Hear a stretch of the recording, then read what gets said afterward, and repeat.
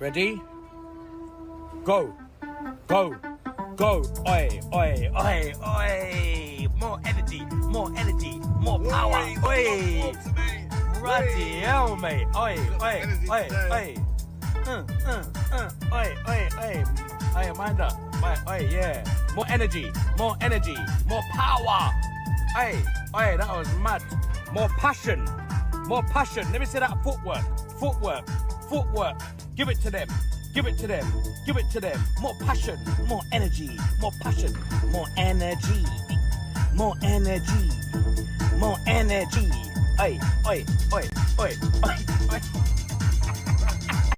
Okay, I don't know.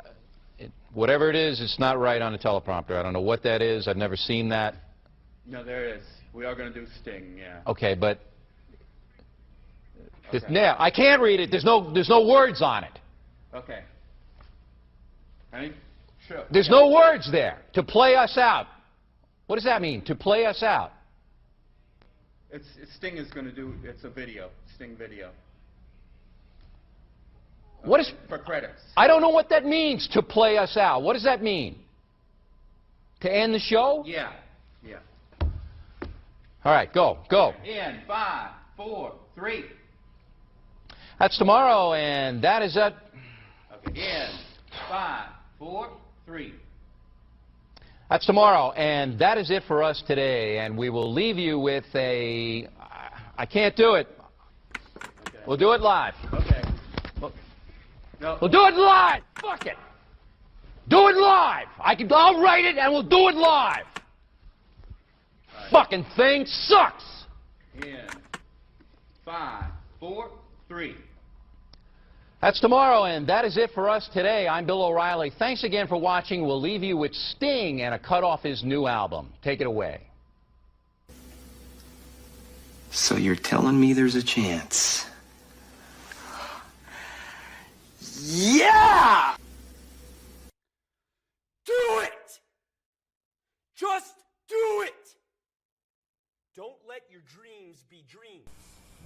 Yesterday, you said tomorrow. So just do it! Make your dreams come true!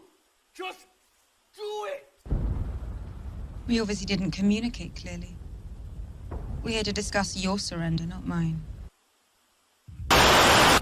Tú eres tan romántico molestando con una diva. Me preguntas si te quiero. Yo te digo que no estoy lista y no quiero comenzar. No hay nada que empezar. Yo te dejaré atrás. Mientras gano más y más. No estás en mi nivel y tú no eres obligación. No estás motivada y tú aburres mi corazón. Eres un idiota sin inteligencia y razón. Entonces déjame tranquila mientras escriba tu canción. Tú eres tan romántico molestando con una diva. Me preguntas si te quiero. Yo te digo que no estoy lista y no quiero comenzar. No hay nada que empezar. Yo te dejaré atrás. Mientras gano más y más. No estás en mi nivel y tú no eres obligación. No estás motivado. Corazón. Eres un idiota sin inteligencia y razón. Entonces déjame tranquila mientras escriba tu canción. Estoy aquí a disfrutar. Estoy aquí pero quiero gozar. Si quieres a mí pero vamos a bailar. Cintura a cintura, papi, tra, tra, tra. Bailando, gozando y me gusta tomar. Pero no quiero pendejos que no quieren respetar. Déjame pendejo, papi, ya no más. Déjame pendejo, papi, ya no más. Estoy aquí a disfrutar. Estoy aquí pero quiero gozar. Si quieres a mí pero vamos a bailar. Cintura a cintura, papi, tra, tra, tra. Bailando, gozando y me gusta tomar. Pero no quiero pendejos que no quieren respetar. Déjame pendejo, papi, ya no más. Déjame pendejo, papi, ya no más.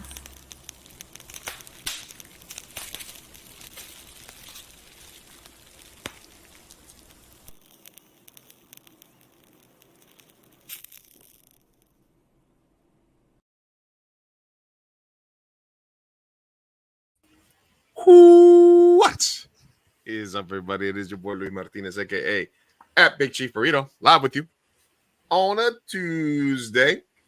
Yep. Mi Gente Show live and direct Spooktacular Part 2 in the month of October.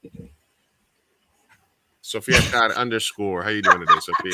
I'm doing good. I'm doing good. Long pauses, man. Is you tired? Is you as tired as I am? Siempre tired. Siempre Siempre tired. tired. Siempre tired, Siempre man. tired. I'm getting that tattoo this week somewhere. Are you really? Okay. What happened on Friday the 13th? Did you get a tattoo? No. Okay. So jumping in, Mi Gente Show live and direct. We have some really cool show today. We'll do some quick personal news and then we'll bring our Great guests on. Yeah. We got Gaby Moreno, 7 Octobers from the Nightmare on Sedgwick Avenue horror hip hop podcast. She's an artist and event. She runs events and stuff here in San Diego as well. So we're gonna bring her on in a little bit to talk about her podcast and about the spooky season. But jumping into personal news, this last Friday the 13th was my first as a tattoo shop owner, and all the other people that I know that run two tattoo shops were like, it's crazy. It's a huge tattoo day. Obviously, the days of the $13 tattoo are gone, but we're doing like $40 flash tattoos all weekend. People were really excited. Most of the people ended up getting bigger, more custom pieces that cost a little more, but we're still getting. But it was busy all day Friday, and then since we're a new shop, we extended it all weekend. So Saturday and Sunday we're also busy. So it was good, getting the word out there for the shop at SoCal Tattoo Main Street. Please stop by if you're in San Diego, and make sure you're following us, because when we hit 1,000 followers on Instagram and Facebook, we're gonna do some free tattoo giveaways. Ooh, nice. Also, shout out to the homie Jason Garcia from Savor Entertainment, who I work with in karaoke. We had a fundraiser auction for the Magnolia Project in IB. Which is a food pantry for people with food insecurities, where you can just show up. You don't have to prove income or nothing. My sister Laura volunteers for them, and they had an auction, and we donated a 2-hour tattoo session, and he bid, I believe, $200 for that, and he won that. So he's going to be getting a badass tattoo from my brother at some point. So basically, super busy in a good way because of the tattoo shop and Friday the 13th, and awesome that everybody showed up. And also still have my day job, still have the minion on the weekends, still have my night job, and I still have 4 dogs. So, keeping it busy. What about you? Jesus, dude. Yeah, I mean, busy too. I mean, thank God I don't have the night job anymore, but still got my day job. Wake up calls at 5 a.m. Not fun. Honestly, not a lot, just a lot of socializing in the weekend. So it's just been kickball. We had a game on Sunday. My thumb is better. The lesbian kickball league. I can do a thumbs up now. What's up? That I was not invited to participate in. I'm so sorry. You do have to be queer to be in the queer league. Right. But we lost again. But you know what? It's fine. We may not win games, but we win hearts by gosh darn it. It was fun. We played actually a really good game. So we put up a fight. It was good. We're getting better. We have a lot of new players. So I'm also mad that you guys called yourself the Gaylors instead of the Scissor Sisters, as I suggested. But that's neither here nor there. If it was up to me, probably, But Alexis is captain, and she's a Taylor Swift fan. She's a Swiftie, man. So Gaylors it is.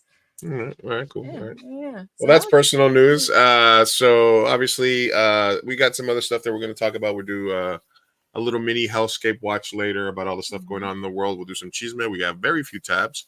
We still have the No Names Way. So if anybody wants, I'll post a link in it just in case anybody that's watching wants to get anonymous advice from unqualified podcasters. That would be us. You can follow this link here and you can submit a question anonymously, which is I guess a thing people love to do. I'm going to put it in the chat here for anybody that wants to submit a question today. Do it. Sometimes we get some really good ones, and you know what? It sparks the debate. So please submit if you can right now. Guys, and thanks to everybody that's stopping by. Thank you, Nato, for stopping by. Make sure that you guys are hitting that subscribe button. Once you're there, hit that like button, please. It helps us out. Jordan, what's up, brother? I'll still ending the kickball. I'll still ending with the Gaby Moreno, shout out to my sister, 7 Octobers, and shout out to you guys for this podcast. Absolutely, man. Thanks for stopping by. Make sure you hit that subscriber button. It helps us out, and hit that like. Jordan says, I just took that to it's great, terrific space. Yeah, Jordan will stop by. Mello stop by. They're going to be doing hopefully a video about this place, since we are featuring some local artists there from National City and awesome. All right, so let's jump right into it. So spooky season has arrived. Next Saturday there is an event created by 7 Octobers by Gaby Moreno in National City. We're going to give you guys the address and everything as we go along. SoCal Tattoo will have a booth there. We'll be raffling off some we'll be doing like really cheap raffle tickets maybe, and doing raffling off maybe a free tattoo, you know, for the event. Very nice. But to talk a little bit about her horror and hip hop podcast, as well as Bonzo. Sorry. Sorry. I love you, Bonzo.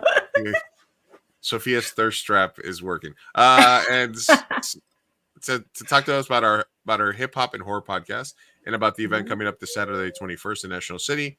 7 Octobers, or AKA Gaby Moreno. Yes, welcome. Good meeting you, Gaby. Thank you for having me. And Sophia, I think we met maybe briefly, but nice to meet you. Very briefly, but nice to meet you again.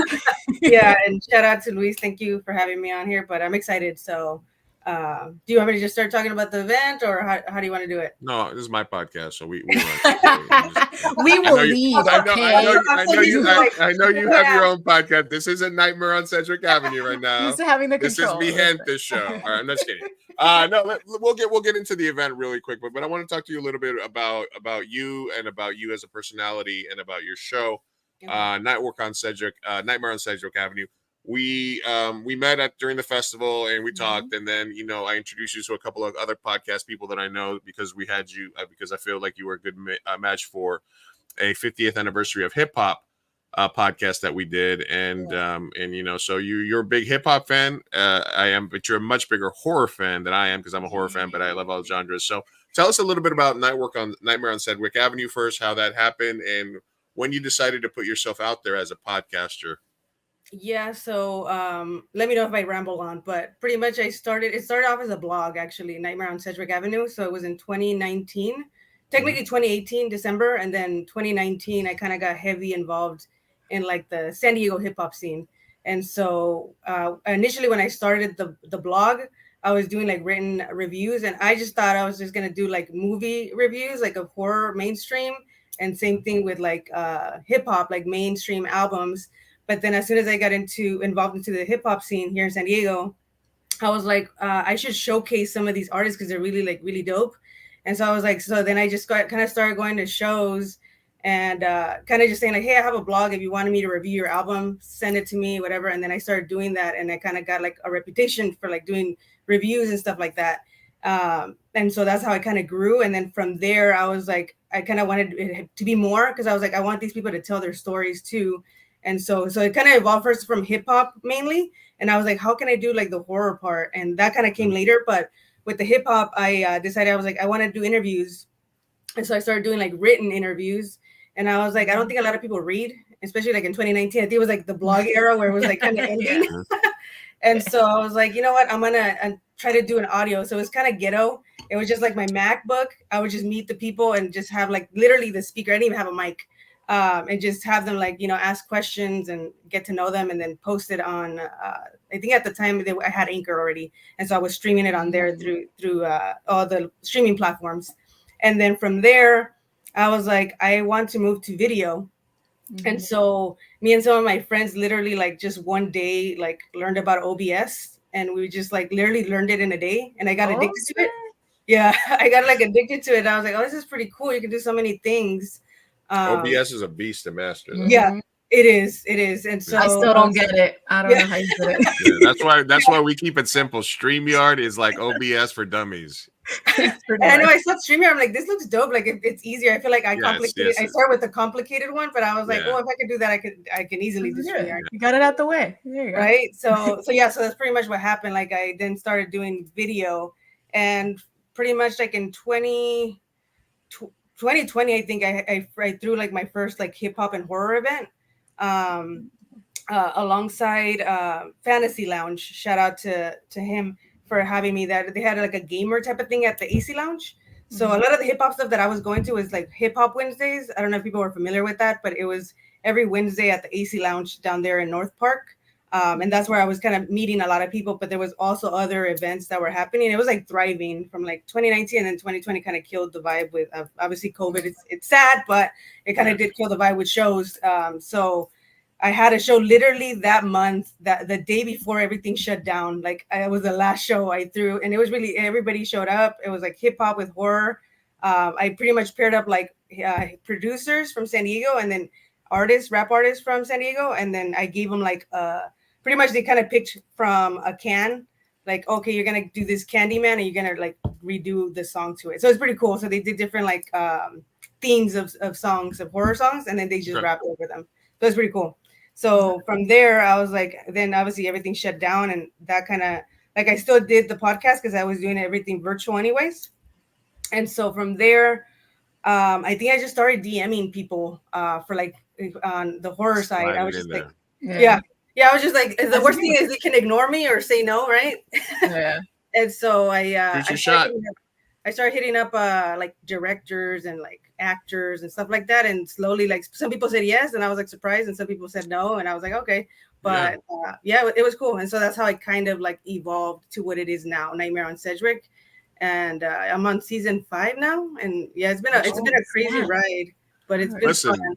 That's how you got to do it. I mean, listen, I've gotten actors. I got an actor from the TV show The Wire. I got a Hall of Fame football player for my show just by commenting and sliding into the DMs. You know, typical talking a lot of shit about Twitter or X, whatever. But it's a great way to meet people. Instagram as well. You just got to slide in there and shoot your shot. So, Night Warring Sedgwick Avenue, 5 seasons. Obviously, the importance of the name Nightmare on Elm Street, Sedgwick Avenue in the Bronx, where hip hop originated 50 years ago, which is the first time they had the 2 turntables mixing up beats and stuff like that for a house party. And then you go into, and then you're doing live events at the same time. So how all of that brings you do the show, you start getting more, and now we get to this next event that's happening this Saturday. Tell us a little bit about that. So this is kind of technically like I guess the second biggest event since before the COVID pandemic. I've done other stuff before, but it wasn't anything with like the 7 Octobers or Nightmare on Sedgwick brand. So technically this is kind of like my biggest show that I've done after the pandemic. And so I have a friend, shout out to Dave Pepper. He's the owner of Bookworks and Such, who I met at the Verbatim Book Fair like a couple years ago. And he was just selling books like there as a vendor.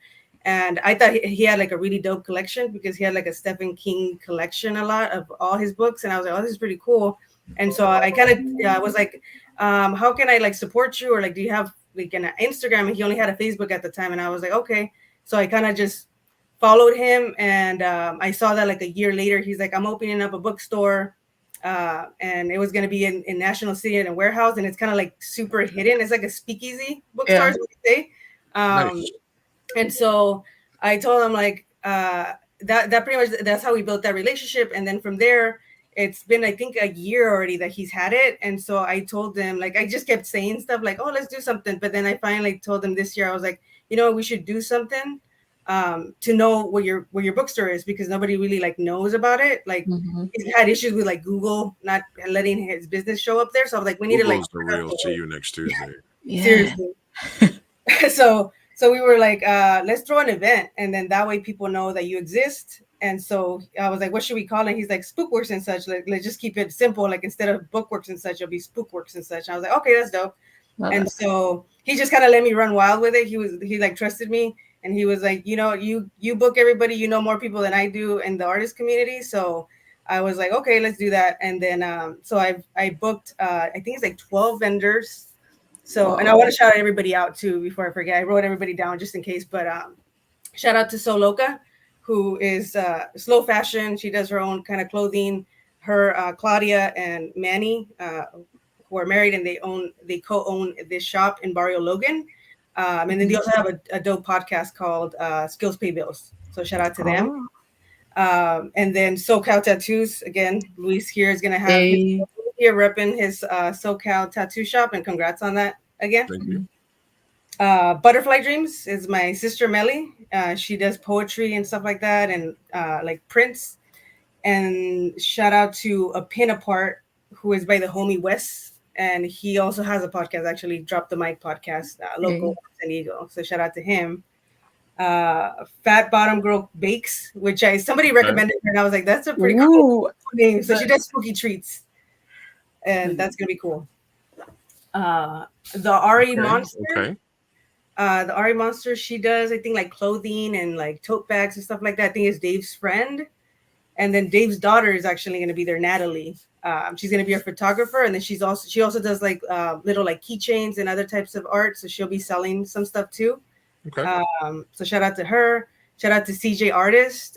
He's like a really dope, like glow in the dark blacklight artist, which is really cool. So I don't think I've ever met him, but I was like, okay, let's see what kind of dope. I've seen his art that he's been sharing on his stories, and it's really cool. Yeah. And then I have Ellie Crochet, where she crochets spooky stuff. So shout out to her as well.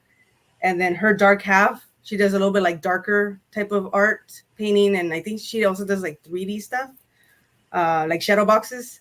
And Mad Minds. Also, shout out to her. She does the same thing, and she does art, a little bit more obscure stuff. And then I wanted to get an author because it's a bookstore. So shout out to Cody Goodfella, and he's a San Diego local. Okay. So we have them. And you're bearing the lead. Banging Benny's is going to be there. Yes, Banging Benny's. Yeah, burgers and fries, and they look bomb. I've never had them, but a friend recommended them. Oh my God. Listen. If we could do a little Banging Benny's that right here. I heard about Banging Benny's, Sophia, actually, when we had the podcaster from the South of 8 podcast on. Yeah. And he had Banging Benny's on his South of 8 podcast talking about them. Banging Benny's is this guy who had like a regular job, but didn't have any passion there. And he's like, I just want to cook. And now he does a pop-up. And you can find them most Friday and Saturday nights right next to on Broadway and H, right next to the Manhattan, the bar, the little dive bar right there, the Manhattan. And so a lot of Friday nights after I get done playing poker, I cruise down there and I get myself. And he's got these smash burgers with Azteca fries, which are like fries with pulled pork. That sounds good. Yeah, his burger, his shit is mashing. So shout out Banging Benny's. That may or may not be the reason that I decided to buy a booth, but no, I'm just kidding. Oh my God. It was to support October's and to support. But yeah, that's like great food, some spooky stuff. It's happening. Let's do a quick. It's happening this October 21st from 4 to 9 p.m. Spookworks and Such, 7 Octobers and Bookworks and Such present a kind of Halloween celebration event. Costumes encouraged. You're going to have photo ops, DJ sets, spooky vendors, authors, food vendors, Banging Benny's, 4 to 9 p.m., 2300 Thailands Avenue, National City. SoCal Tattoo is going to be selling really cheap raffle tickets, and we're going to be giving away a tattoo. So you can get yourself a nice horror.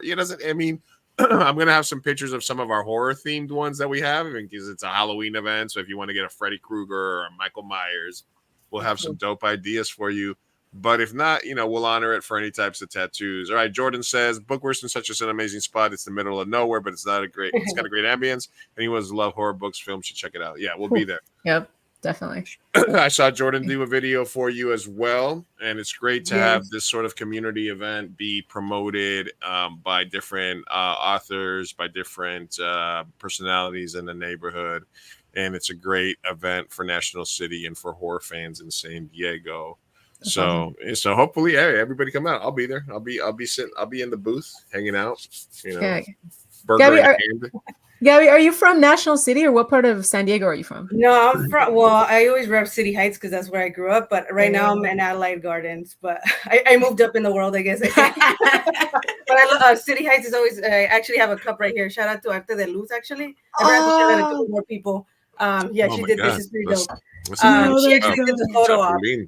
Yeah, so Arte de Luz actually did the photo op, so shout out to her. I don't know if you guys saw it, it's on IG, it's pretty dope. She did like a little like ghost and a pumpkin, so people can take pictures when they get there to the events. It's gonna be cool.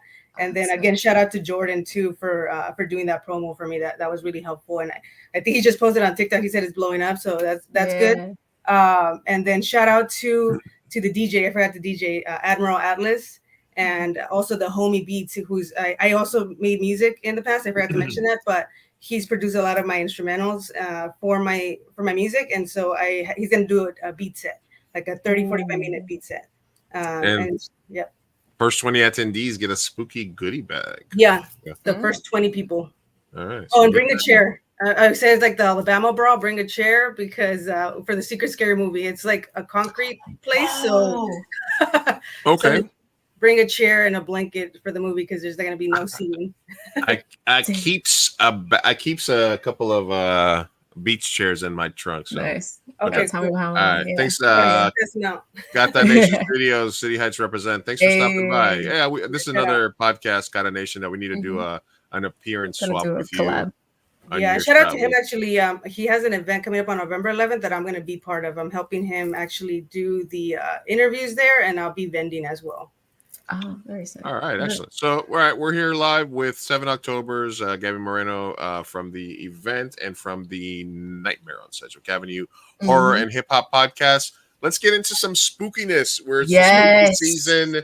Let me ask you this: what came first, your love of hip hop or your love of horror movies?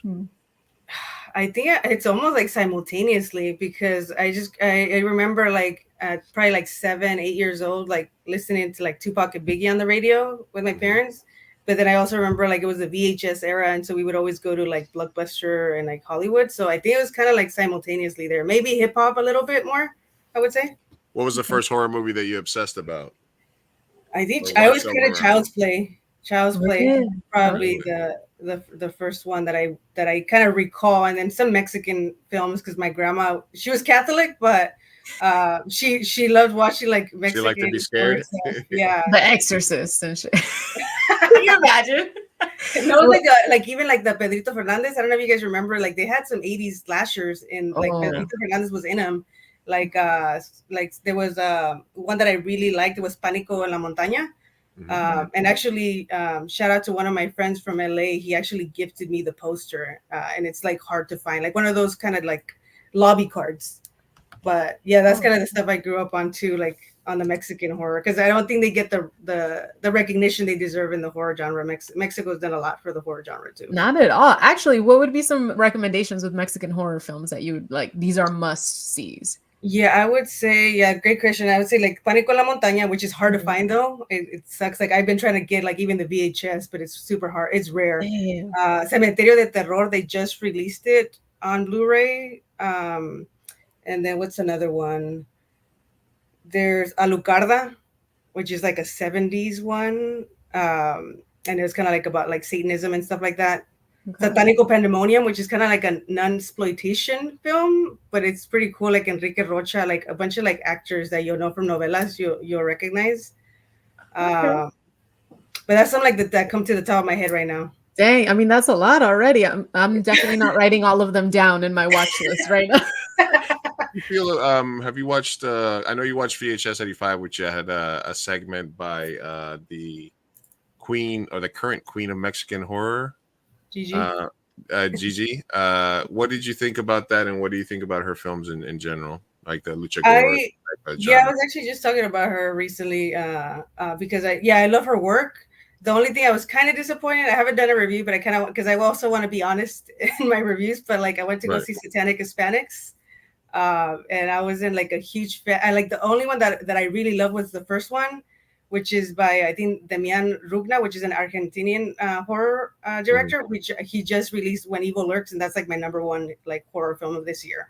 But he always like knows how to like scare you and not like the regular jump scares, and it's just the storytelling too. So his short in the Satanic Hispanics was my favorite. Gigi's, I also loved hers because it was about Nahuales, but I just felt like the story wasn't fleshed out. I was kind of disappointed, and then the rest of the stories, it was just, I know it's like horror comedy, but I would love to see like a darker, like Mexican horror legends. And that's what I kind of want to do. That's one of the things I want to go into filmmaking. I would love to see that because I think it got silly towards the end. They used like some Aztec thing, and it was like a phallic object, and I was like, "What the heck is this?" Like, it wasn't serious to me, so I was like, "Oh, it's kind of weird."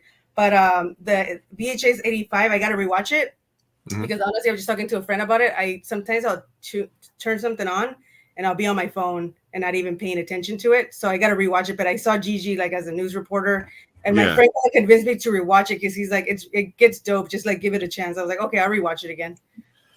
I do want to get into some of your favorite horror movies, and then if you're in the chat, go ahead and drop what your favorite horror movie or the movie you want to rewatch every Halloween is. Also, we got a bunch of people watching, so let's hit that like button. If you're watching on YouTube, please. If you're watching on Facebook, give us a little reaction. If you're on Twitch or on Sophia's YouTube or the Mi Gente YouTube, go ahead and give us a like. If you haven't already, hit the subscribe button. It's free. Hit that notification bell so you get notified when we go live. We stream every Tuesday. We drop podcast episodes every Thursday. And we just hit 10,000 downloads in our first year on our podcast. So nice. Little celebration. Celebrate good time. Hey, for us. Go ahead and hit that like button. Let us hook us up. And then if you guys do want to listen to the audio versions of this, just look for Mi Gente Show anywhere you get your podcast. Probably the same place you listen to Nightmare on Sedgwick Avenue, Spotify, iTunes, Pandora, Alexa. If you ask Alexa to play Mi Gente Show, she'll do it. Not now, Alexa. She'll misspeak it. She'll say Mi Gente, but yes, she'll say Mi Gente. Hey, we'll take it. We'll take it. But yeah. So before we get into anybody, and please let us know what your favorite or let's say favorite ones that you rewatch the most, or if you have overrated or underrated horror, those will also be interesting. I know something that we try to stay away from on the show, since we have guests that are filmmakers of stuff like that, is the difference between being a content creator, a podcaster, and then a reviewer, because they seem very similar, but you don't necessarily they don't really cross over very cleanly. Because like you said, if you want to be an honest movie reviewer like Rosa Parra, she's got to be a real and then but then when she comes on podcast, it makes it difficult for her maybe interview people and stuff like that. For us as filmmakers, I know we don't want to be overly critical of other people's work, because you know what I'm saying, what goes around comes around. So we try to, even though we talk about movies and we talk about stuff, we don't do reviews. You know what I mean? Did you sort of have to make a conscious effort of when you were doing reviews to when you were wanting to podcast to wanting to filmmake to be like, which one of these is going to drop off, or which one's most important to you? Yeah, I'm like, for sure the podcast. And that's where I kind of like, it's hard for me too, because obviously I want to interview Gigi, but then if I say something like, oh, I didn't really like it, it's like, it's kind of like I'm still trying to figure a balance. Luckily, I usually try to post more positive reviews, like stuff that I like, versus like things that I don't like. I think that's always been my formula. So if you kind of go back, I rarely do, like, I think I'll say like some criticism on stuff, but it's usually I loved it. It's just some things that I was like, oh, some cons on it. But for sure, the podcast is the main thing that I've been trying to grow, and trying to get more like bigger guests. But I also want to still show love to the community here. So I've also like interviewed like local filmmakers from San Diego, and like you said, Luisa, I would love to have you on my podcast too. So. And Jordan, actually, shout out to him, because I have another podcast, The Heartful Truth. Again, shout out to my sister Melly. Jordan was just on it, and his episode will be dropping soon. So kind of like I love just talking to people and getting to build those relationships. So for sure that comes first for me. And for people that might be unfamiliar, Gigi we're name dropping is Gigi Saul Guerrero. I met her several years ago at Horrible Imaginings Film Festival here in San Diego, and at Comic-Con. And she has a company called Lucha Gore Productions, which is a Mexican horror franchise or production company in Canada. But she does a lot of work, and she's sort of one of the biggest up and coming filmmakers, female directors in the horror space. So absolutely here. So Sophia, go ahead. Did you have any questions? I kind of want to know more about your taste specifically in horror, because I know you're a total horror nerd, and it is spooktacular. So like, what kind of I guess, genre of horror do you gravitate towards? Like, for example, I think last week we were talking with Rosa Parra about Terrifier, and she had a very vivid reaction to that. So, like, what do you gravitate towards? Do you like the meta? Do Overrated. you like the comedy? Do you like gore? Like, what are your top favorites? What's your favorite horror genre, I guess? Yeah, that's a good one. Because I love everything. I'm just like I just Me love it. too. But if I would say like top 5 like subgenres, I would say like horror, comedy, werewolves. I just love werewolves as a kid. I don't know why I was obsessed with them. Werewolf stuff, vampire stuff, slashers, and I don't know. I don't even know what you would call it, but like the slower build ones. Like I just saw The Fall of the House of Usher, which is directed by Mike Flanagan, and all his stuff that I really like. I don't know love Mike Flanagan. right? Mhm. He's so dope. Yeah. So dope. I don't know what that genre would be of his because he's. I think he mixes it with thriller. Like he's very like mystery thriller. Yeah. Out of the hauntings, which one's your favorite? The Haunting of Hill House. I love that. Right. Yeah, I'm a twin, so that episode with the twin got me. Like I don't know if you remember that where like the twin dies. And sorry if I'm like killing it. Oh, spoiler alert! Spoiler alert! Sorry guys, but it's already been out for a couple. Yeah, years. come on. But yeah, I was like, it was like where he wakes up and he like feels her like gone, and I was like, oh shit! Like I wonder if that's gonna happen to me if I die first or she dies first. I don't know. But You're a twin? Yeah, fraternal. Yeah. Oh, okay. Oh my gosh. Yeah, Haunting in Hill House is really good. It has a lot of like plot points when it comes to like siblings, parenting, all of that. It just hits everything. But okay, you mentioned werewolves and vampires. Yeah. Which one would you choose if you had to? Like between the two. Between the two. Probably vampires, because I feel like I have more favorite vampire movies. Nice. But yeah, it's kind of hard. Yeah, because like I'm wearing it right now from Dusk Till Dawn. So Yeah. it's like Pandemonium. Like that's one of my favorite films of all time. I thought you might like the shirt that I'm wearing, the Megabon. Yeah, the MF Doom Voltron. Oh, I guess. That looks pretty dope. Yeah, it's called the Megabon. What I mean, I've always wondered what horror movie I would be able to survive, or you know. Oh yeah, that's a good. I honestly don't know if I could. Like I'm a horror fan. Would you rather? Okay, here's Would you rather be in like a movie like It Follows, or would you rather be in a movie like Texas Chainsaw Massacre? Oh. It Follows probably, honestly. Like because it's such a slow build, I guess, right? Yeah, and at least you can try to escape it. Like the Texas Chainsaw, like that, they were fucking crazy. Like the whole family. Jordan I don't says, get mutilated. Right, thank you. Yeah. Love Mike Flanagan. Dr. Sleep, I just rewatched that one. Dr. Sleepers are really good. I saw Camila Film Criminal del Paramo, 110 recommended. I'm writing it down. Writing it down, Jordan. Monzo, RIP MF Doom. Yeah, man. But when you type the man's name out, all caps, what's up with what's Doom doing in lowercase there? All caps, baby. All caps. All caps, Bonzo.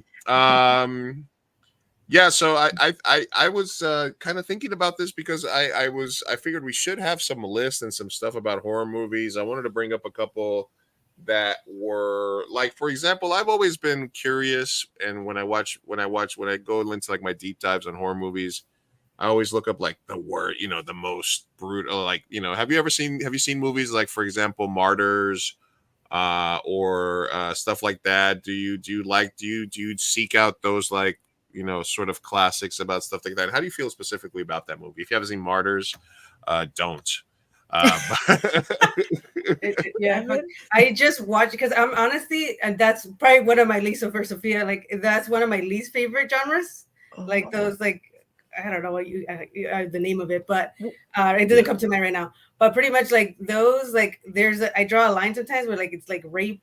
Kind of like I'm like, I don't know if I want to do those, but I have watched Martyrs and it took me forever. I literally just watched it like this year because I kept hearing all this stuff about it, and I was like, I don't know if I'm ready for it. But then I watched it, I'm like, okay, it wasn't like as horrible as I thought before. Maybe I'm just like kind of like more desensitized, but the ending was really like dope, like kind of like what it kind of unfolded. Spoiler alert. Yeah. Listen, Martyrs is visually Martyrs, the ending of Martyrs really blows your mind because it's just like existential dread in a nutshell. I'll save you guys some trouble. Do not watch. There'll be like if you ever go down this rabbit hole of like the most extreme. Yeah, don't watch a Serbian film. You're not missing anything. I haven't watched it. Yeah, I was like, even as a filmmaker, you can skip Salo 120 days. It's a motherfucker from a filmmaking perspective. These movies that you really have to like. And I've talked to Miguel from the Horrible Imagining Film Festival.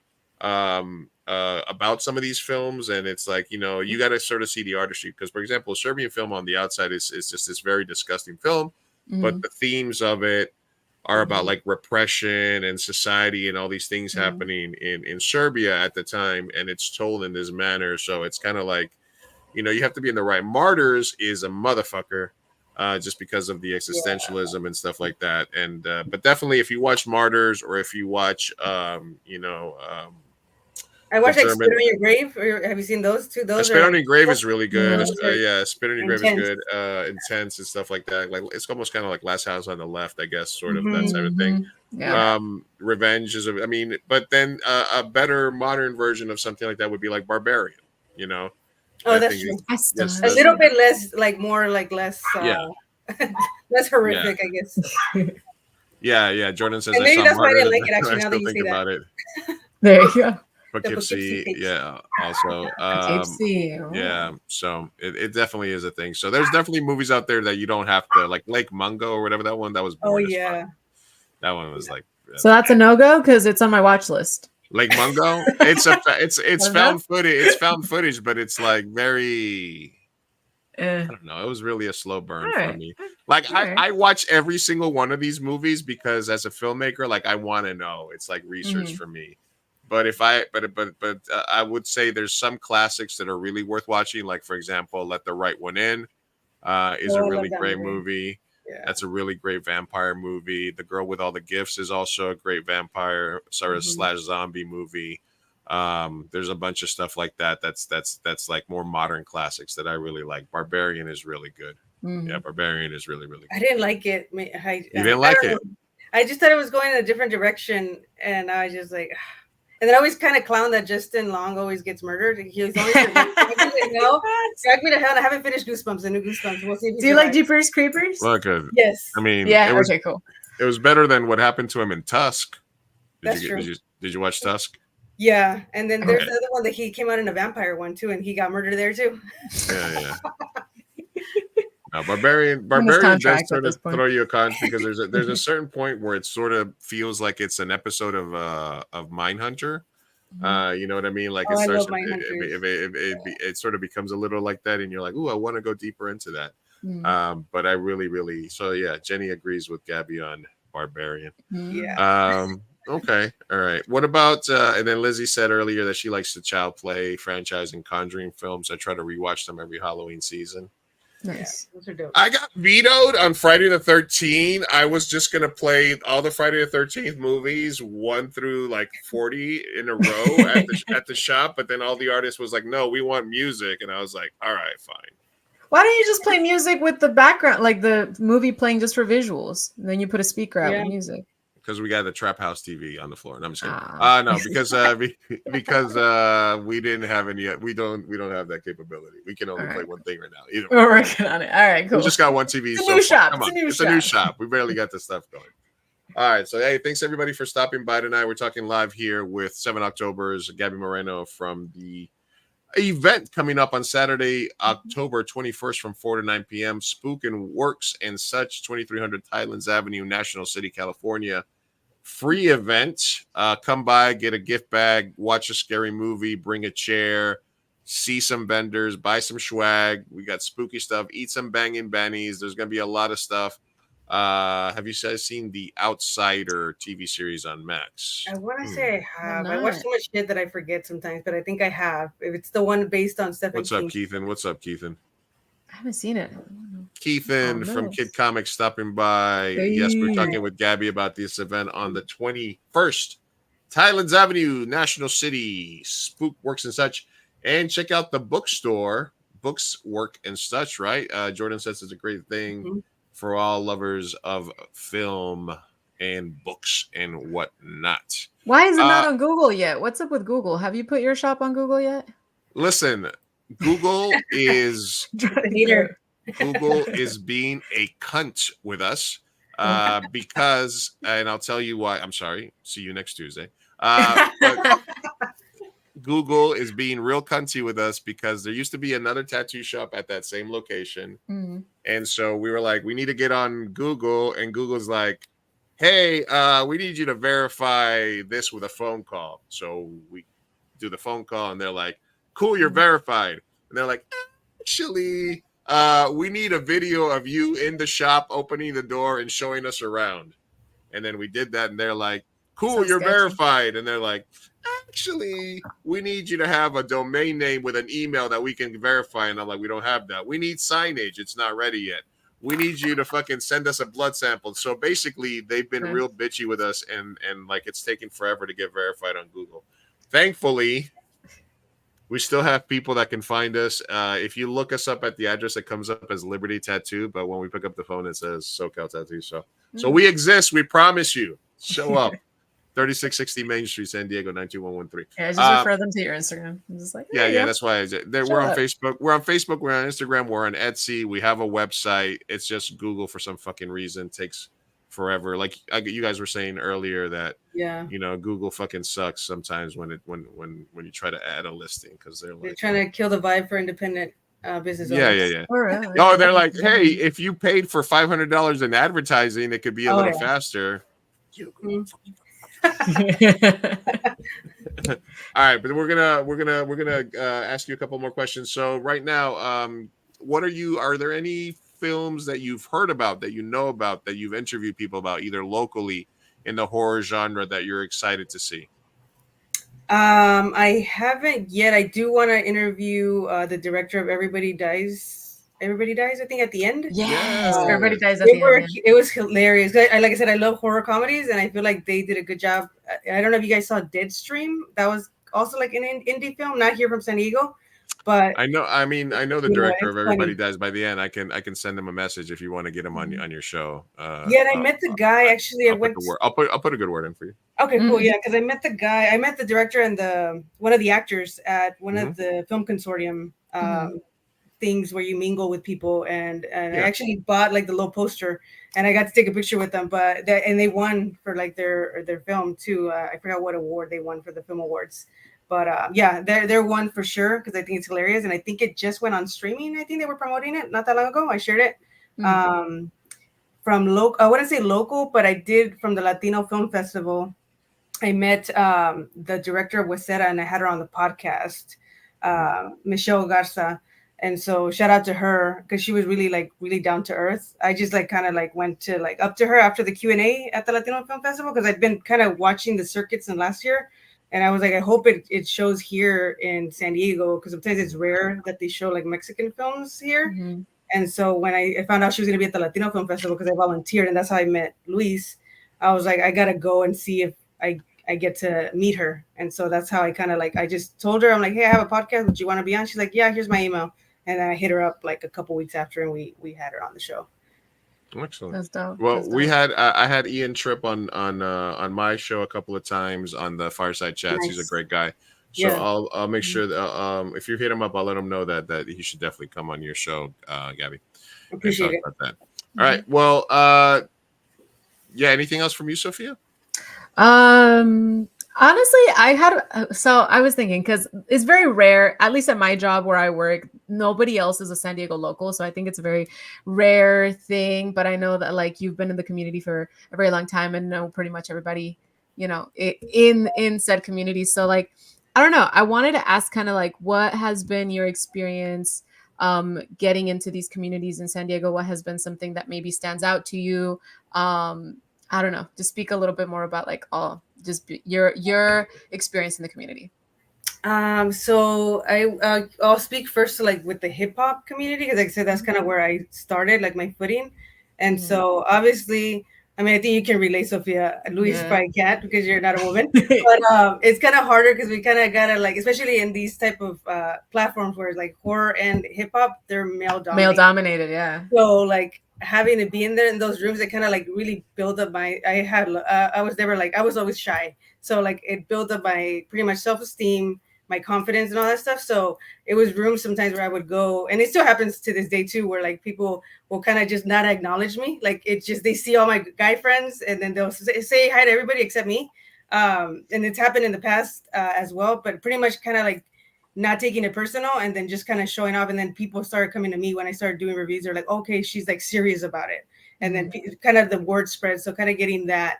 And so that was kind of a little bit difficult at first, but mostly I did have like a lot of love. So I can't hate on that. Like I got a lot of love.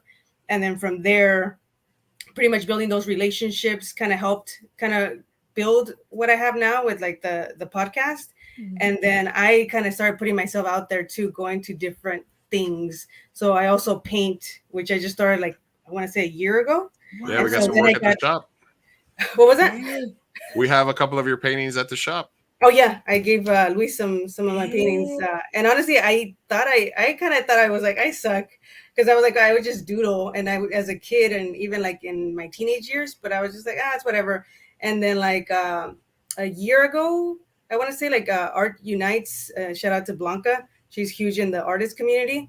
She had an event, and a couple of our friends were performing, and I was part of a collective at the time. And so we had like pretty much merch. And then he was like, does anybody want to sell any other stuff? And I was like, I had just literally like painted some stuff. I just started doodling and watching YouTube videos.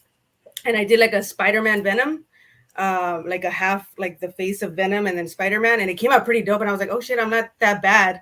And so, and then I got like Moon Knight. I was obsessed with Moon Knight because last year I think it came out, and I loved like I've been obsessed with Egyptians since I was a kid, and so I love the show, and I love like the way he looks, and so I was like, oh, let me draw Moon Knight, and so I did a couple of paintings, and I brought them with me, and that's where I sold my first piece. But it was funny because I wasn't even there. My sister was holding down the merch table. Hey, even better. And she sold it. I was like, oh, you didn't take a picture of the guy or something? She's like, no, like he left so quick, but he was excited. I was like, oh damn. But I sold my first piece, and I was like, okay, I can sell this stuff. Like I can actually make an extra, some money, extra and do something I love. So I was like, okay, cool.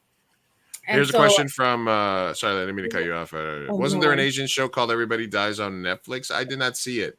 However, we didn't even touch about like Asian horror, like I guess Japanese, The Ring, Japanese stuff, Korean stuff. Korean especially like Train to Busan is probably one of the best zombie movies that I've seen in the last 10 years. Train to Busan is probably right up there for anybody about zombies.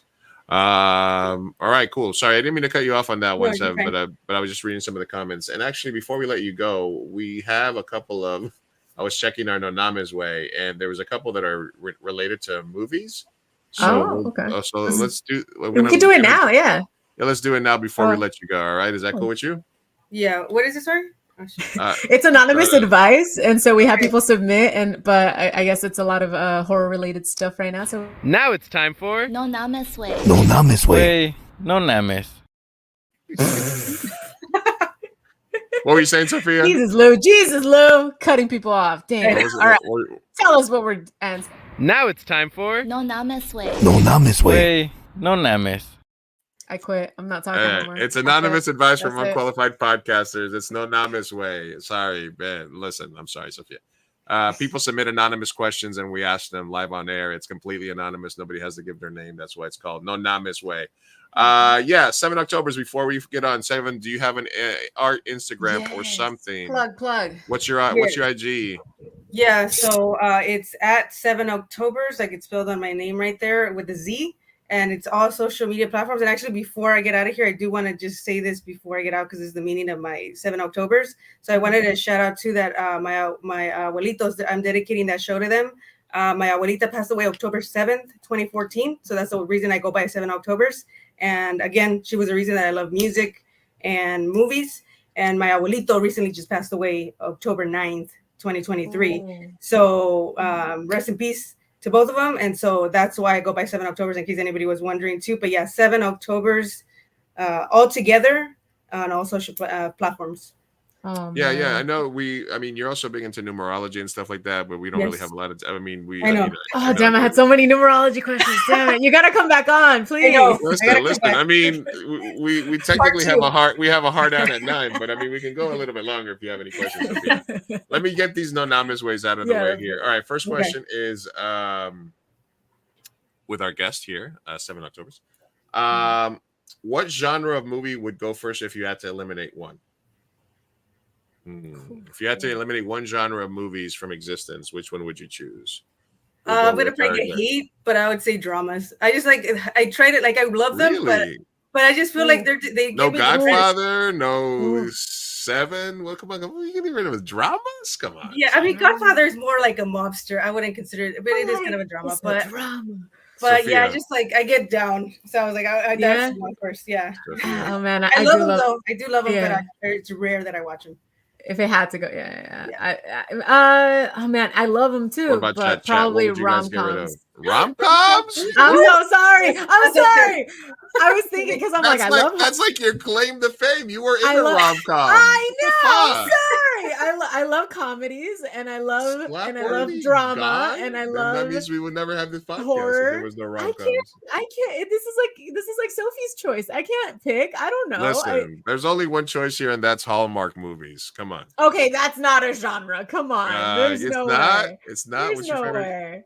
All right, I would say spaghetti westerns. No, just kidding. I don't know what I would let go first. Westerns? Maybe romance. Maybe romance. Yeah. I could deal if I keep. I want to keep rom-coms, but just romance movies can fucking eat it. Oh, all right. He said love. He said. I know. Seriously. All right. Here's horror-related F, Marry, Kill. Jason, Michael Myers, or the clown from It. F, Marry, Kill. Jesus. Sorry. Who submitted this? Submitted by Horny on Halloween. Horny on Halloween? Horny on Halloween. So submitted this. F, Marry, Kill. Jason Voorhees, Michael Myers, and the clown from It. Isn't the clown from It? What's the clown from It's name? I feel like he's a good lover. Oh my God. I don't know why. He'll make you float. Oh my God. I would actually say I would kill him. So you're fucking the clown from It. He would be annoying. You're right, though. I don't know. Oh. Come on, Sophia. You go first, Lou. How about that? Equality. Go. You go first. All right. Jason Voorhees, Michael Myers. Listen. I'm killing Jason Voorhees because he's unkillable. Because so if I could kill him, I would. It's an ego boost. I'm. God damn. I think I'm. Well, fuck. I think I'm marrying Michael Myers because he's an icon. For the street cred. You know what I'm saying? Oh my God. And you'd be a power couple. I can see it. And then I'd fuck the scary clown from It, I guess, if I had to. I mean, you got to take one for the team. Somebody's got to do it. Somebody's got to do it. Come on. All right. What about Octobers? What do you think, Seven? I would kill Pennywise. Pennywise, that's his name.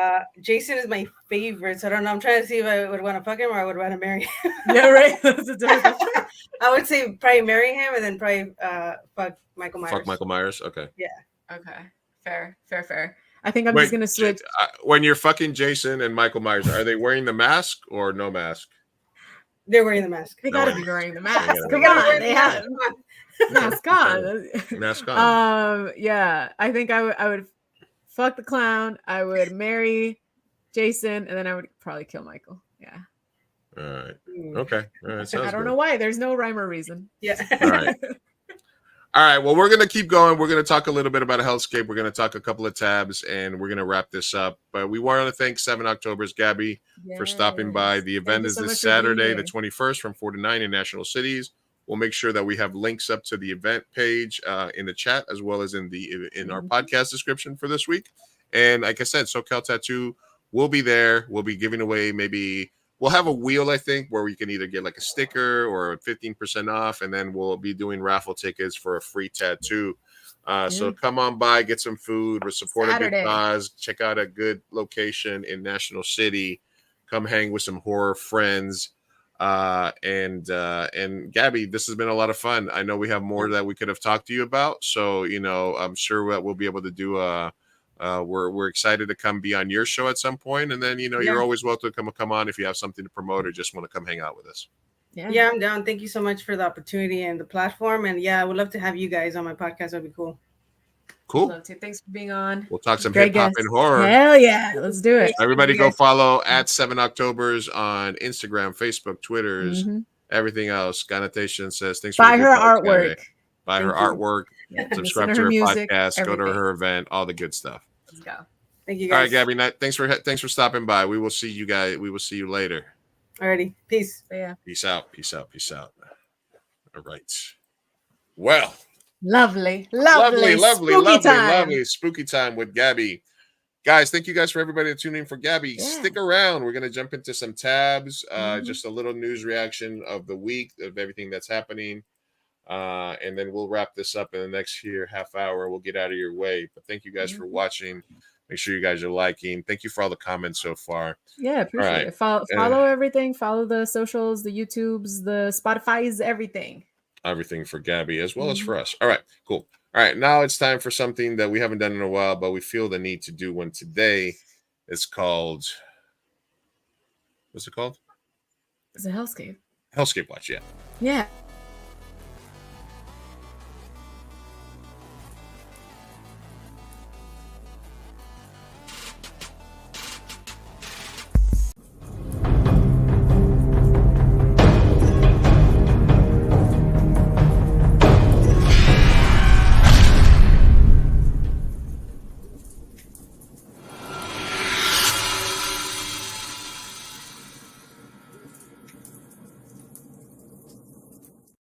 This is fine. This is not fine. It's not fine this week. This is not fine. This is not fine this week. All right, listen, guys. I know we talked a little. Saludos, Melo. Hey, thanks for stopping by. Hey, look at that. Hey! Kevin is off the show, but then she's hanging out in chat. All right, actually. Look, I'm going to start this off, and then Sophia, you can jump in here if you have any thoughts on this. Yeah. And I know we talked about we actually had a mission on the show where we sort of shifted gears because we were getting a little too political on some stuff, and some of our guests was like, "Hey, I don't really like to do political," and we're like, "Well, we're very honest about me and Sophia are very honest about our political leanings. We're whatever social democrats. Yeah, we talk, we bond over, we also debate, we Bernie like bros, all the good stuff, rhetoric." Right. And then so we really try to stay away from political stuff, and basically this is news and reaction from a Latino perspective about things that affect the Latino culture and brown people in general. But the last 2 or 3 days, shit has been weighing really heavily on my mind with the entire situation happening on the Gaza Strip and Israel, Palestine, and all that. And I just wanted to sort of not make a statement, but just sort of give you guys my thoughts on it, sort of just to clear my mind and to sort of get it out there. And no disrespect to anybody or to anybody's feelings or affiliations or everything, but this is just my thoughts. And I told Sophia that I could just do this segment by myself, but she decided to stay on because she's brave. I got that feelings. But essentially, the things that have been just running through my head the last couple of days are, and you obviously have to preface this by saying, that we condemn and we are appalled by the incredible events and horrendous events that happened, ironically enough, on October 7th in Israel. The same way that that I am appalled and I condemn the events that have been happening in Israel and Palestine over the last 60 years.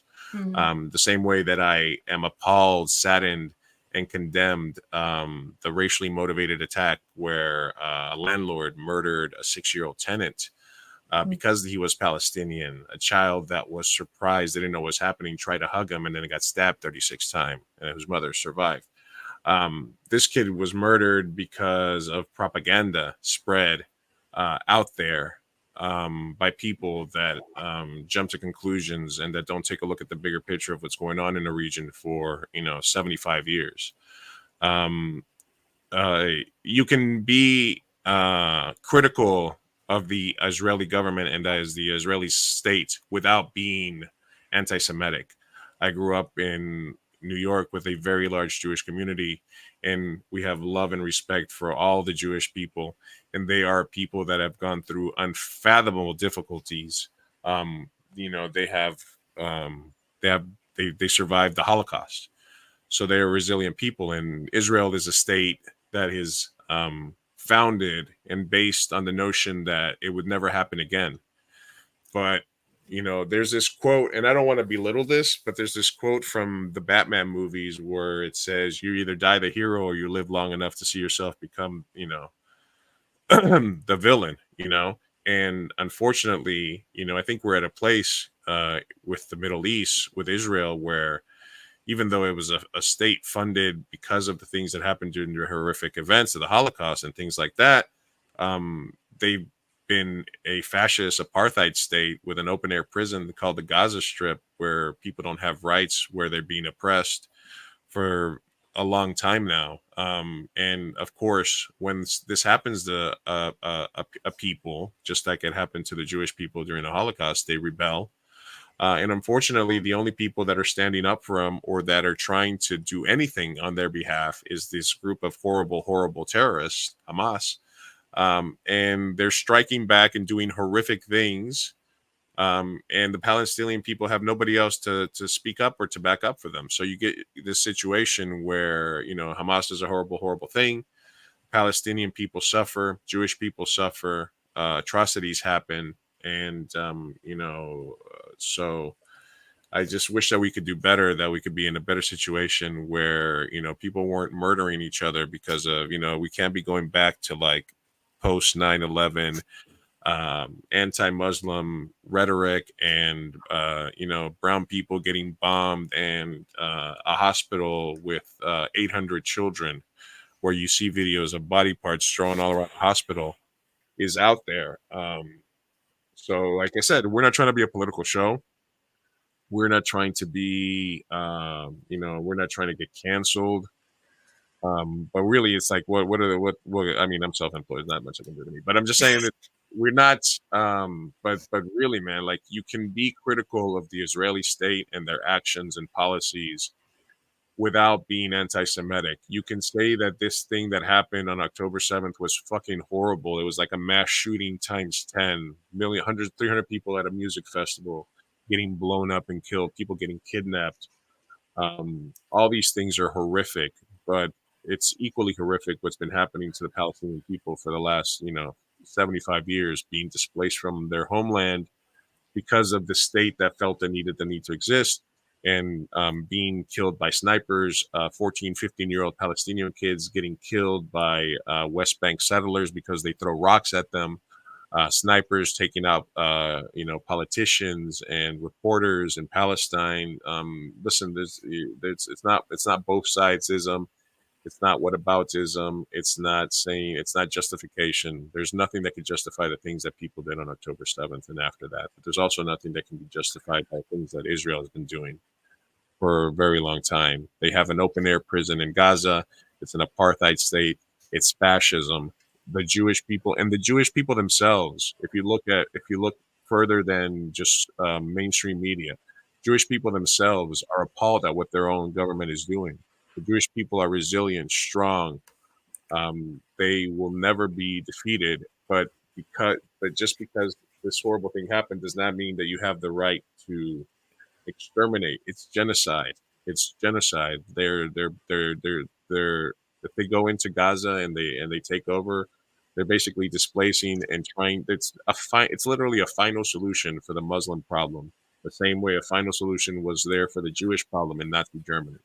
So, I just, and not to get this into like Blue Gets Deep territory, but we're all on the same fucking rock, and we have nothing better to do than to try to murder each other. And I just feel that that I would be that I've been walking around this whole week with as busy as I was, as many things that I've been doing, as many things have been going on in my life. It's hard to keep moving forward with a brave face when horrific things keep happening in society. So this is just me. Thoughts on the process. I explain you my thoughts on what's going out there, and I'll let you add anything if you feel like, Sophia. I'm sorry. I didn't. You okay? Okay. I did not. No, I think I've been bottling it up, and I didn't expect to lose my composure. Okay. Oh man, it's just um I don't know. I've been really vocal, supportive of Palestine. I mean, since we started the podcast, even when I was just like, guesting on yours, like I've been really vocal. And it has been years. And so when I heard that Hamas went into Israel, I was just like, fuck, this is gonna get really bad. Yeah. And it is a genocide, and then also just seeing the rhetoric that goes online, how if you show any support for Palestinians, you are now anti-Semitic. If you show any support for Israel, then you must be, a genocidal maniac. And it's just exhausting and diminishing because none of this should be happening. And it's generation after generation. And at this point, we're so deep in that, like, no one even really knows how to, conflict resolve this whole situation. So it just seems like there's just going to be more bloodshed, and there's a powerlessness to it. And I think I'm sorry, I've just been bottling it up. And, no, listen. And I wish there was a way to help, and everything that you hear and you see, and on both ends, it's just terrifying and it's terrible. And I know that the position right now is like, man, it's just getting so politicized. And the fact that like Egypt isn't accepting refugees, Jordan is no longer accepting refugees, like there's nowhere to go. And it's ramping up to people saying, oh, the US better not start accepting refugees. Like they're already, it's just terrible. Yeah, I'm sorry, I didn't expect to have such a reaction. No, it's all right. It's okay. I mean, we're 100% with you here. This also resulted in news media nubbing down society. Everyone thinks it's like a football game. And like there's no winning. There's no teams. Just death. There's just dead kids, dead babies, kidnapped grandmas. Nothing good is coming out of this. But like I said, this is a result of policy and fascism and apartheid. And if you were against apartheid in Africa, and if you were against the invasion of the Ukraine, then this is very similar. This is fascism. This is genocide. This is genocide by a people that were that were victims of a genocide. Yeah, it's the most fucking cruel and ironic, stupid thing that we could be doing to each other as humans.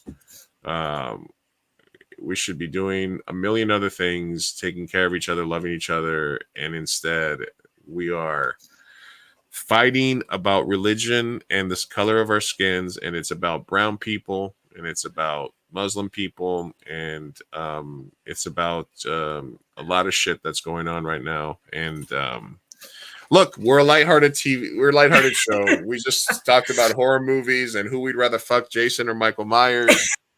But I told Sophia before the show, like, this shit's just been weighing on my mind, and I know we're trying to avoid it. And we made a statement. We know shit's going on in the world, but we're trying to be an alternative to it. But once in a while, you got to just speak on it, and you gotta like, not take a stand. Not that we have like a huge audience, but we do have an audience, and not that we, that we're on anybody's radar that would say, I can't believe Lou and Sophia are supporting Palestine. Oh my God. You know what I'm saying? Not that really matters in this situation, but at least for us to clear our minds and to just get it out there. This is what we feel. This is what I feel. I told Sophia that I would take this one on by myself, and she said, nope, I will have thoughts as well. And then I couldn't speak. And then you couldn't speak. But hey, we feel what you're feeling. Yeah, I mean, and then literally the state of Israel is like responding to people's tweets. They canceled Mia Khalifa. I won't stand for it. How dare they? No. The other the Hadid sisters too. I mean, but also the way they spoke on it was so eloquent. Like Mia Khalifa was obviously, I mean, she was more Yeah. defensive on the Palestinian rights side, so like she got a lot of hate. But like the Hadid sisters were really respectful and very like both sides matter kind of. And Right. even then, it's like, oh, you're anti-Semitic, like you Yeah. want death to all Absolutely. Israelis. Like no, like No, you can. You could. Two things can be possible at the same time. You can Yeah. condemn all acts of violence against children, women, elderly, and innocent civilians, while at the same time recognizing that the conditions that you put people in force them into a corner where the only people that were trying to protect their rights, the only people that would come to the defense, was the most vile, horrible terrorist group. So both things can happen. People are better than what's shown. I talked to a total stranger at the market, a white old man. He wasn't cool with any of it. Stay positive. Yeah, absolutely. It's tough. It's hard to stay positive, and we've been trying to stay on the light side, and we've been trying to just sort of give people an alternative to focus on stuff. But you know, everybody reaches a little bit of a breaking point, so I had to give myself a little rant. What do you think of the celebrities posting support and then deleting posts? Yeah, it's weird. It's weird that like Jamie Lee. that people can sort of go out there and be honest, and then said, oh, you can be like, I saw the other thing. There was these things. I was watching Asanabi, who's much more learned about the subject, and watching his response to it. He's been really going through it. But they had a clip of Anderson, the dude from CNN, and he was saying, hey, there's reported to be $300 loss of civilian life. And he cut himself. He's like, oh, loss of life. Like, we've been trained to sort of see these people as just animals. And they're literally, and look, when Nazis called the Jewish people rats. And the Israeli government is calling the Palestinian people human animals, and you know, stuff like that. So I know fascism and genocide when I see it, unfortunately. It's going to get worse, but then people will see the God. I mean, I hope that the people that are cheering this genocide die a slow, horrific death. But other than that, I hope that something good comes out of this at the end, and I hope that every single one of these children that died on either side in a hospital or under an attack or something, or in fucking Ohio or whatever the fuck it was that piece of shit stabbed the little kid, the little boy. Yeah, that's the fucking saddest fucking thing. It was that was really the moment where I was like, fuck. I was like about to leave my house. And then I was watching a report about that, and it just like that just broke me, and I just had to take a minute. Yeah. It's been so weird. Like the other commenters said right now, they're picking sides like a football team. Yeah. It is very weird. It is kind of weird that you have to, and it's also weird. I always like to look at the hypocrisy of shit, and that is, you know, that this is not like the Israel and the Jewish people that Kanye West was sort of talking about. This is the Jewish, this is the state of Israel, which I think is just a few kind of hardline right-wing people that are sort of running this mentality. And the person that's running the war is so anti-Palestinian. Like, he cheered when West Bank settlers killed a child that threw a rock at them.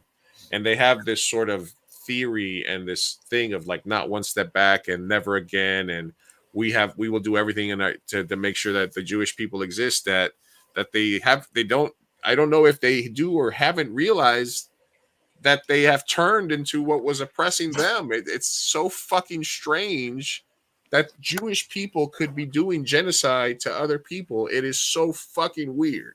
Yeah. It's just been generations of like getting to that mentality. It wasn't, day and night. And I feel like a lot of people grow up with like propaganda and stuff like that to see them like vermin, to see that, the us versus them, in group, out group mentality. And that's the one thing that like the football teams comment, like it's not about sides. It's about just being against violence and knowing what's right from wrong. And yeah, it's terrible. It's terrible on every angle. Yeah. So that was my rant, Sophia. You okay? No, I need a palate cleanser, Lou. All right. Listen. Okay, that's been Hellscape Watch. All right, let's get it out of our system. Listen, shit's happening. It's gonna fucking happen. We're all stuck on this rock together. Hopefully, the majority of us understand us. If not, fuck it. Meteor 2024. Fucking fuck it off. Fuck it up. Fuck Let's it just up. end it. But let's just all not lose our humanity, okay? Absolutely. All right. Let me give you guys. Let's give Sophia a palate cleanser. Let's see. Please, I need it. All right. Okay. 5 sports have been added to the 2028 Los Angeles Olympics. Was it flag football? I heard flag football was one of them. Flag football is going to be an Olympic sport. That's crazy. And now when we clips this, it looks like you're crying about flag football. Flag football. I'm just so emotional about flags in the football. So sad about. Can you believe flag football is going to be an Olympic sport? Honestly, I feel like that's okay. I feel like flag football is healthier for the human brain than normal football. We'll avoid what is it, CTE? Yeah, CTE. Well, a lot of like junior high schools and high schools started playing flag football and stuff because number one, it's more inclusive. You can have co-ed teams, right? And also no CTE and stuff like that. But yeah, what do you think the weirdest sport would be that would be made an Olympic sport? Because cricket is an Olympic sport again. I think that's awesome. Flag football gets there for the first time. And baseball, softball, lacrosse, and squash. Oh, okay. I feel like those all are very deserving. They're very old-timey sports. Yeah. Yeah, I like some squash, preferred by old white men in gyms everywhere, Exactly. Yeah. Cricket wasn't a big sport before? Cricket was, and then it wasn't. I think ping pong is an Olympic sport. I think isn't it? Yeah, I think it's got to be. I mean, if I remember correctly from the I feel like I've seen it. From or was that Forrest Gump where he was playing cricket?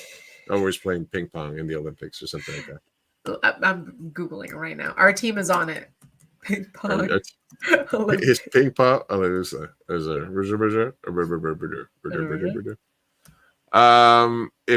Olympic sport. It is. Okay, all right. There it is. No, but I think if I could pick any, you know what? Forget ping pong.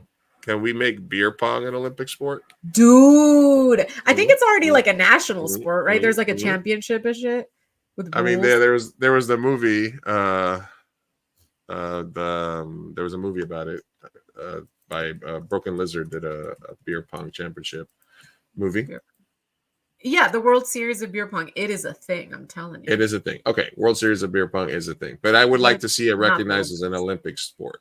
Let's vote it. Let's vote on it. Let's do it. Let's figure it out. That will be the hill I die on. That would be it. All right. Let's see. Okay.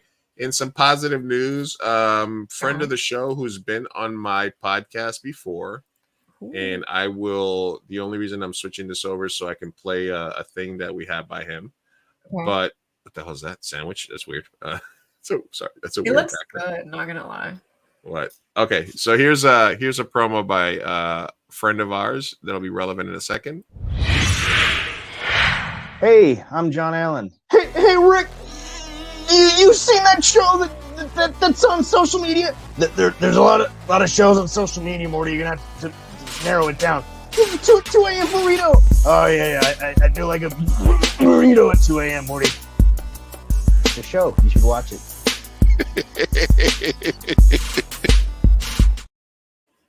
Anyway, that was John Allen. Voice actor John Allen, who was on my show on that. But the great thing about that is that John Allen has been confirmed to be the new voice of Mr. Poopy Butthole, the character from Rick and Morty. So a lot of people might be aware that for the Rick and Morty season 7, they changed the voice actors that did, and he was doing his Rick and Morty impression there. But Justin Roiland was fired for being a creepy guy that was with underage chicks and doing a lot of shitty shit. And enter our friend John Allen, local actor and voice actor, and he will be doing the voice of Mr. Poopy Butthole in season 7. That's so exciting! Holy shit! Holy poop! Yeah, holy poop. Ooh wee, as we should say. Ooh wee, Mr. Poopy Butthole. Was Justin Roiland the voice of Mr. Poopy Butthole before that?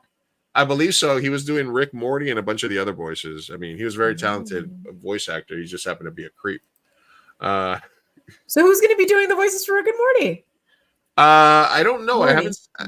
I think it's the same. I don't know. It's a different actor. I haven't. The season 7, episode 1 is out, and I saw some bad reviews on it, so I was going to wait and sort of watch a couple of episodes when a few of them were out together. Yeah. I don't know. I kind of. It's kind of weird how they're going to handle that. Like whether they'll make a thing out of it, whether they'll make like a meta joke about it. Let's see. All right, here. All right. Well, let's just do one more palate cleanser here. We'll get out of your way. Okay, well, maybe we can say this one. Will Smith's kids feel bad about him for Jada. Dude, okay, we have to. Okay, that's gonna be a topic. I feel like we should talk about that. Okay, I need to catch up on the Jada Pinkett stuff. You want to do that one? Just leave it for later, or just want to do that one and then that'd be the last thing. I mean, maybe like I would probably leave it for later if we were going to talk about Jada Pinkett and that whole thing. No, we'll figure it out. Well, basically, Jada Pinkett wrote a book that's saying that they've been separated since 2016. So the hits keep on coming. So not only was he defending her, but he was defending her, and they weren't really even together. Oh my god, that's kind of a weird one. Let's go. Yes. Fucking big ups to Mr. 52. Wait, what? Sorry. Which one are you looking for? Oh, okay. Harlan. Let his hair grow. Let's see. When I get a chance, what's your opinion on Martin Scorsese's war on comic book movies? I think I've commented on a post that you made about this, Keith. And I think the main thing with me is I believe that Martin Scorsese's is. I mean, he's literally like I knew a movie reviewer, and his email was Scorsese is God. At Gmail, and it was like because Scorsese is literally, he's the top of the food chain for filmmakers. So I believe his opinion is valid, and I believe that much like maybe Quentin Tarantino's opinion that we are suffering in excess because movies come in eras, and like the 40s and 50s were shitty movies, but that led to an era in the 70s where it was really great creative movies, and then 80s we got slosh, and then in the 90s we got really great indie films and really original movies and stuff like that, and then the 2000s, that there's a cycle to these things, and unfortunately the people that run studios, they're not necessarily film buffs, so they see money, the first like Barbie movie made money, so now there's literally 15 toy IPs that are getting ready to get dropped. And if people go watch it, then money talks, and people will continue to get made. There's a very specific formula to comic book movies. And so I feel like he definitely has a point that art is sort of lost in that. But in the same way that like a rom-com literally follows the same formula over and over in just with different characters and different, settings and everything. I'm like, the majority is gonna probably love it. So I don't know. It's like you can love it, but you can also live with it and say that it's also maybe shit. I don't know. Yeah, I mean, Scorsese's got a point, but I think that it's a little bit of old man yells at cloud, because he's longing for a foregone era, and he's just trying to salvage the type of films that he makes and that he loved growing up. And I saw something the other day that it's just like the majority of stuff that people watch is now created by like cell phones and like through free platforms and stuff like that. The majority of things that people consume more content made with cell phones and repurposed than they do original films, or programming. So I don't really think that the need for high quality film and storytelling will go away. I do think that the only way that we'll get through to another era of different types of films is when more of these superhero movies keep failing. Just like when Solo failed, we stopped getting Star Wars movies and stuff like that, and then we got more Star Wars TV shows.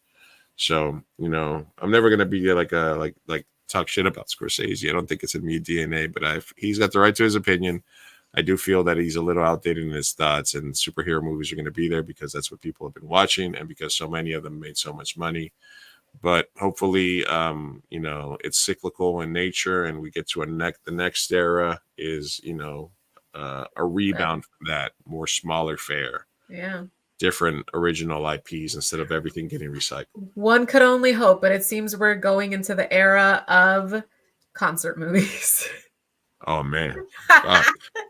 All right, and maybe we'll get Dizzy on next week to give us an update on the Swiftie situation. Because did you see that some of the stuff she was talking about came true? No, wait, what came true? We must have her on. Which one? Which part? No, I know that she's gonna be in a I Marvel retweeted it movie because she there was a rumor about her Deadpool playing. Sorry. I got to scroll back in my Twitter feed to get the post. I'll show it to you. Oh, we're gonna be here a while. No, it's because here it is. Okay.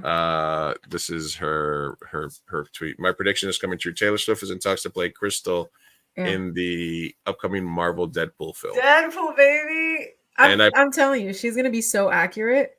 Even with I the dating retweeted pool. it and I said it was the Oracle of Lizzie. So she got it right. Damn. Yep.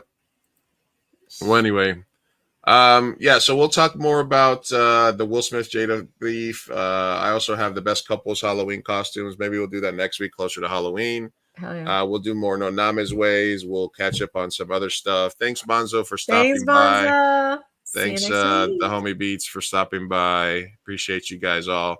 Make sure you guys leave a like on the video as you're walking out the door. Or make sure that you are subscribed. It helps us out a lot. Hey, sorry for we had a great interview with Gabby. There's a great event happening October 21st.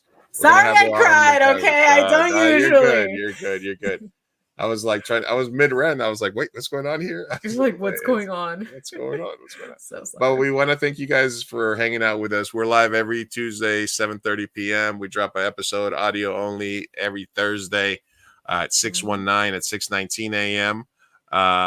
You can find us on Spotify, Apple Music, Alexa, Pandora, all the good places. You can find us on YouTube, youtube.com/2burrito, youtube.com/migenteshow, facebook.com/migenteshow, at migenteshow on Instagram, at migenteshow on Twitter. Make sure you guys are following us. We appreciate all the love. We hit 10,000 downloads in less than a year. That's pretty good for a small talk show, and we're going to continue to do it. We've only cried once. Only cried once. Only it had cried to once. happen eventually, At least it wasn't about Britney or something. It was one time, but it had to happen. So thank you guys for sticking with us today. We love you. We'll try better next time. Yes. Everybody be easy. We have to love each other. We're all stuck to the same fucking rock. Let's just love each other. Bye.